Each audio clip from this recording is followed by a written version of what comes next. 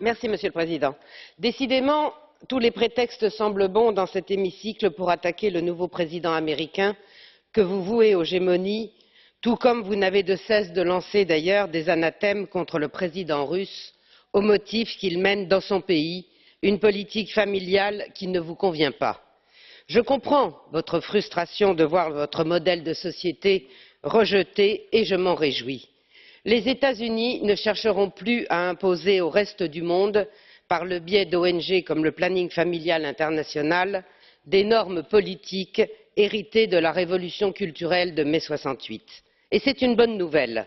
La volonté américaine de bouleverser les structures familiales traditionnelles et sa promotion agressive de l'avortement urbi et orbi n'était pas en effet acceptable. Mais l'Union européenne n'a manifestement pas cette sagesse. Le rétablissement par M. Trump de la politique de Mexico, adoptée par les présidents républicains depuis Reagan et interdisant le financement des ONG pro-avortement, est un signe que notre vieux monde s'écroule, et cela vous effraie. À tel point d'ailleurs que le gouvernement socialiste français s'est cru obligé de faire voter une loi visant à interdire les sites internet qui simplement présentaient des solutions alternatives à l'avortement. Je n'ai pas entendu d'ailleurs à ce moment là les habituels chantres de la tolérance s'indigner de cette atteinte manifeste à la liberté d'expression. En revanche, pour faire la morale à M. Trump, la gauche, sa cohorte d'associations idéologisées et la droite molle se mettent toutes en branle. Mais c'est le droit le plus strict des États-Unis de choisir leurs propres critères de financement des ONG.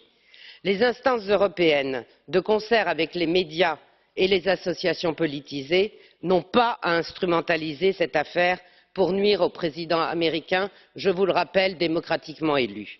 Ce sont les mêmes qui sans cesse invoquent le droit international pour forcer les États à se soumettre aux dogmes libertaires qui, ici, ignorent superbement à la fois la souveraineté des États et les engagements internationaux.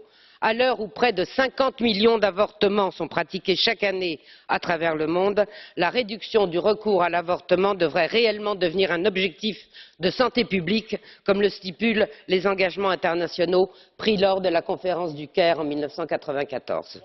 Merci.